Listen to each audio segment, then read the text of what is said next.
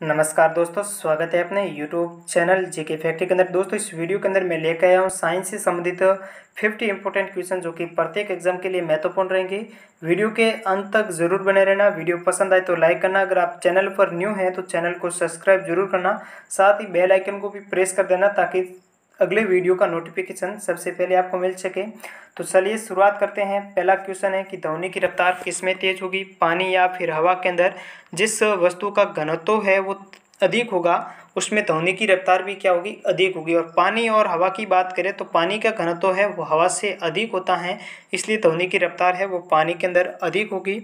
Next question है कि मानव शरीर में औसतन कितना नमक पाया जाता है। तो मानव शरीर के अंदर औसतन है वो 250 ग्राम नमक पाया जाता है।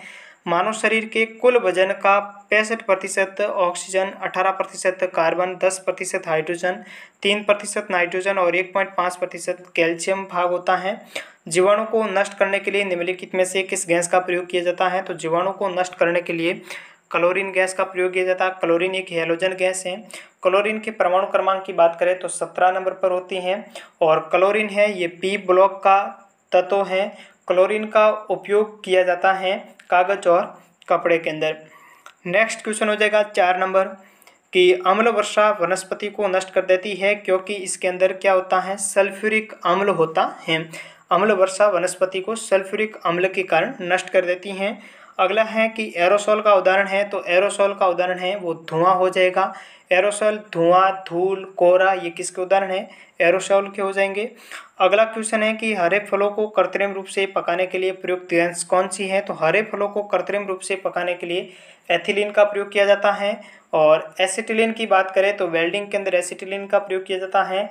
इथेन की बात करें तो एथिलीन उत्पादन है, बुनियादी रसायनों का परीक्षण है इथेन। और मीथेन गैस की बात करें तो मीथेन स्वचालित वाहनों जैसे बच्चों और कारों के अंदर मीथेन का प्रयोग किया जाता है। 7 नंबर क्वेश्चन हो जाएगा कि निम्नलिखित में से जैव सेल कौन सा है। तो जैव सेल है वो कोयला हो जाएगा। जैव सेल क्या होते हैं कि पृथ्वी की जो ऊपरी परत होती है भूपटल कहते हैं, जिसमें मिलने वाले पदार्थ क्या कहलाते हैं, जैव सेल कहलाते हैं। और इसके अंदर कोयला है वो करेक्ट आंसर हो जाएगा। 8 नंबर क्वेश्चन है कि बारूद का मिश्रण होता है। तो बारूद का मिश्रण नाइटर, सल्फर और चारकोल का मिश्रण क्या होता है, बारूद होता है। किसका, नाइटर है, सल्फर है और चारकोल का मिश्रण बराबर बारूद होता है। अगला क्वेश्चन हो जाएगा कि फ्रेयन का प्रयोग निम्नलिखित में से किस रूप में किया जाता है। तो फ्रेयन का प्रयोग है वो प्रशीतक के रूप में किया जाता है। 10 नंबर क्वेश्चन है कि सिगरेट के धुएं का मुख्य प्रदूषक क्या है। तो सिगरेट के धुएं का मुख्य प्रदूषक है कार्बन मोनोऑक्साइड और निकोटीन हो जाएगा सिगरेट के धुएं का मुख्य प्रदूषक। 11 नंबर क्वेश्चन है कि उत्प्रेरक वो पदार्थ हैं जो अभिक्रिया की दर को क्या करता है, बढ़ाता है। किसी भी आप रासायनिक अभिक्रिया में कोई पदार्थ डालने पर अगर उस पदार्थ की रिएक्शन के अंदर परिवर्तन आ जाता है या तेज होती जाती है या फिर धीमे हो जाती है तो वो उत्प्रेरक कहलाता है। तो उत्प्रेरक वो पदार्थ है जो अभिक्रिया की दर को क्या कर देता है, बढ़ा देता है। अगला क्वेश्चन हो जाएगा कि वो जीव कौन सा है जो वायु प्रदूषण को मॉनिटर करता है। वायु प्रदूषण शोषक माना जाता है। वो किसको माना जाता है, लाइकेन को माना जाता है। बी ऑप्शन करेक्ट हो जाएगा। अगला क्वेश्चन है कि ऑटोमोबाइल वाहनों द्वारा निष्कासित मुख्यतः नुकसानदायक गैस जिससे वायु प्रदूषण भी होता है तो कौन सी गैस है। तो ऑटोमोबाइल वाहनों द्वारा निष्कासित गैस कौन सी है, कार्बन मोनोऑक्साइड हो जाएगी जो कि मुख्यतः नुकसानदायक गैस होती है। अगला क्वेश्चन 14 नंबर क्वेश्चन हो जाएगा कि प्रकृति में पारिस्थितिकी तंत्र में निम्नलिखित में से किस तत्व का प्रतिशत है वो सबसे अधिक होता है। तो नाइट्रोजन का प्रतिशत है सबसे अधिक है, कितना, 78% बात है।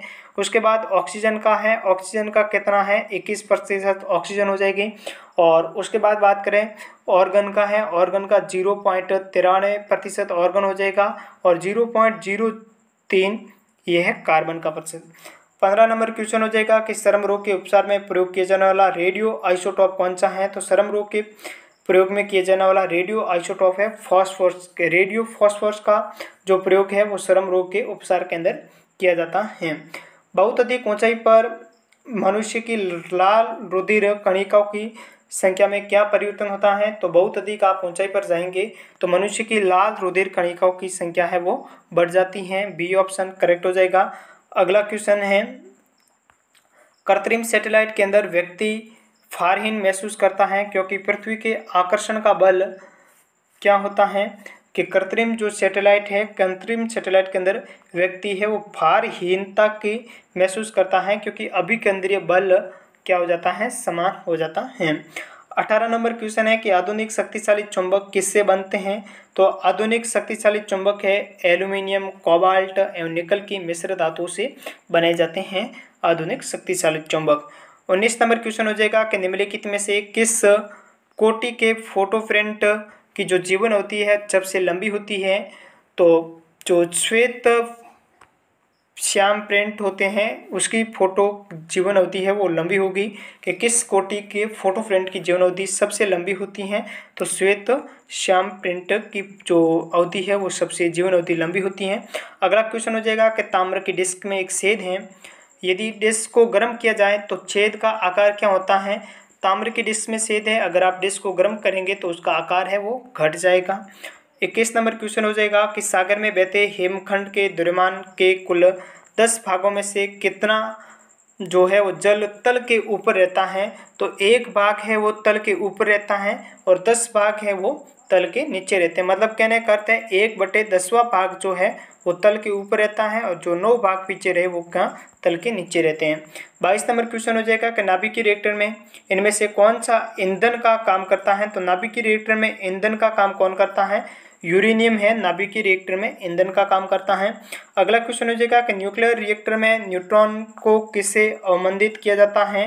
तो न्यूक्लियर रिएक्टर के अंदर जो न्यूट्रॉन है, न्यूट्रॉन को मॉडरेटर से अवमंदित किया जाता है।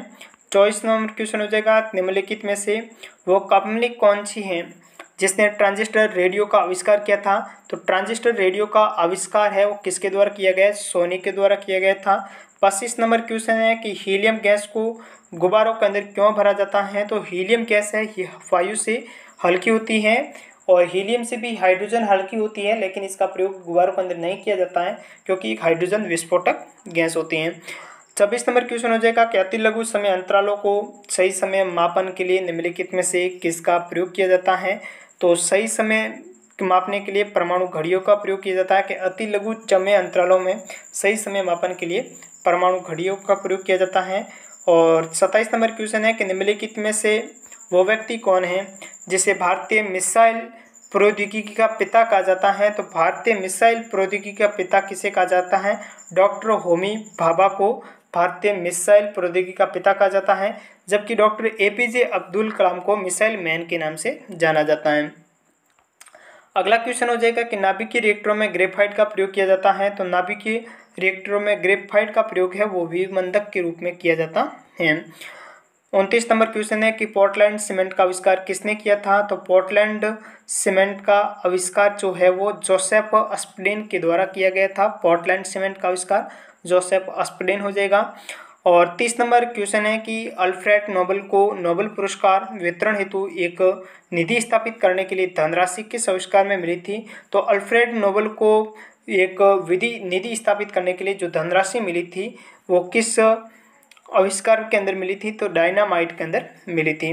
नेक्स्ट क्वेश्चन हो जाएगा कि नाभिकीय विखंडन के दौरान श्रृंखला अभिक्रिया को नियंत्रित करने के लिए न्यूट्रॉनों का अवशोषण करने के लिए प्रयुक्त 2 तत्व कौन से हैं? तो बोरॉन और कैडमियम जो है श्रृंखला अभिक्रिया को नियंत्रित करने के लिए, न्यूट्रॉनों का अवशोषण करने के लिए बोरॉन और कैडमियम प्रमुख तत्व हो जाएंगे। और 32 नंबर क्वेश्चन है कि भारी मोटर वाहनों के लिए डीजल तेल अधिक पसंद किया जाता है। तो डीजल तेल को अधिक पसंद किस लिए किया जाता है? क्योंकि इसमें क्षमता तो एक तो क्षमता अधिक होती है, दूसरा इसमें ईंधन की क्या होती है, बचत होती है। तो क्षमता अधिक होने के कारण और ईंधन की बचत होने के कारण डीजल तेल अधिक पसंद किया जाता है मोटर वाहनों के अंदर।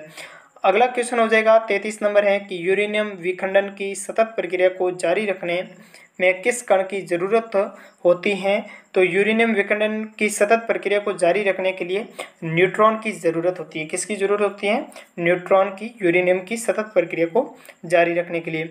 34 नंबर क्वेश्चन है कि सौर ऊर्जा का उदाहरण है, सौर ऊर्जा का कारण क्या है? तो सौर ऊर्जा का कारण है वो चलन सूर्य की संलयन अभिक्रिया हो जाएगा। नेक्स्ट क्वेश्चन है कि विकास के क्षेत्र में अग्रणी उद्योगों तथा इलेक्ट्रॉनिक्स तथा जैव प्रौद्योगिकी को निम्नलिखित में से क्या कहा जाता है? तो विकास के क्षेत्र में अग्रणी उद्योगों और इलेक्ट्रॉनिक्स जैव प्रौद्योगिकी को सनराइज उद्योग कहा जाता है। और 36 नंबर क्वेश्चन हो जाएगा कि सौर प्रणाली की खोज किसने की थी। तो सौर प्रणाली की जो खोज है वो कोपरनिकस के द्वारा की गई थी, सौर प्रणाली की खोज। 37 नंबर क्वेश्चन है कि 2G स्पेक्ट्रम में प्रयुक्त जी अक्षर क्या घोषित करता है। जी अक्षर का क्या मतलब, जी मतलब होता है जेनरेशन। 38 हो जाएगा कि ओटोन किस आविष्कार के लिए प्रसिद्ध है। तो ओटोन है वो एटम बम के लिए प्रसिद्ध हो जाएगा। और 39 नंबर है कि पायसीकृत एक एजेंट है जो पायस को क्या कर देता है, स्थायी कर देता है। 40 नंबर है कि बर्फ को पानी में इसलिए तैरती है क्योंकि बर्फ का जो घनत्व है पानी से अपेक्षाकृत क्या होता है, कम होता है, इसलिए बर्फ है वो पानी के ऊपर तैरती हैं। 41 नंबर क्वेश्चन है कि पक्षियों को बहुत अधिक ऊंचाई पर उड़ते समय सांस की परेशानी होती है, क्यों नहीं महसूस होती है। क्योंकि जो पक्षी है बहुत अधिक ऊंचाई पर उड़ते हैं तो उसको सांस की परेशानी है वो कम होती है। इसका कारण ये है कि उस पक्षियों के अंदर अतिरिक्त वायु कोश उपस्थित होते हैं, इसलिए उसे सांस की। पिक्नोमीटर नामक उपकरण का प्रयोग किससे मापने के लिए किया जाता है। तो पिक्नोमीटर उपकरण का प्रयोग है ये घनत्व को मापने के लिए किया जाता है। 43 हो जाएगा सूखी बर्फ क्या है। सूखी बर्फ है वो ठोस कार्बन डाइऑक्साइड CO2 हो जाएगा। एस चंद्रशेखर का नाम निम्नलिखित में से किस क्षेत्र के साथ जुड़ा हुआ है। तो एस चंद्रशेखर का नाम है वो खगोल भौतिकी के साथ जुड़ा हुआ है। और 45 नंबर क्वेश्चन है कि फोर स्ट्रोक पेट्रोल इंजन निम्नलिखित में से किस पर आधारित होता है। तो फोर स्ट्रोक पेट्रोल इंजन है वो ऑटो चक्र पर आधारित होता है। किस पर आधारित होता है, ऑटो चक्र पर। फोर स्ट्रोक पेट्रोल इंजन किस पर आधारित होता है, तो ऑटो चक्र पर हो जाएगा। और 46 है क्लोरोफ्लोरोकार्बन CFC ज्यादातर कहाँ इस्तेमाल होते हैं। तो क्लोरोफ्लोरोकार्बन है ज्यादातर रेफ्रिजरेटर के अंदर इसका प्रयोग किया जाता है। उत्तरी ध्रुव की खोज किसने की थी। तो उत्तरी ध्रुव की खोज है वो रॉबर्ट पियरी के द्वारा की गई थी। 48 है अधिकतम जैविक क्षति किससे होती हैं। तो अधिकतम जैविक क्षति है वो गामा किरणों से होती हैं। वायुयान का आविष्कार किसने किया था। तो वायुयान का आविष्कार है Orville right and Wilbur right के द्वारा वायुयान का आविष्कार किया गया था। और जेट इंजन का आविष्कार किसने किया। तो जेट इंजन का आविष्कार है सर फ्रैंक वेटली के द्वारा किया गया था। तो इस वीडियो के अंदर इतना ही। अगर वीडियो पसंद आए तो लाइक करना, चैनल को सब्सक्राइब जरूर करना, साथ ही बेल आइकन को भी प्रेस कर देना ताकि आपको नेक्स्ट वीडियो का नोटिफिकेशन सबसे पहले मिल सके। तो मिलते हैं नेक्स्ट वीडियो के अंदर, तब तक के लिए वंदे मातरम, जय हिंद दोस्तों।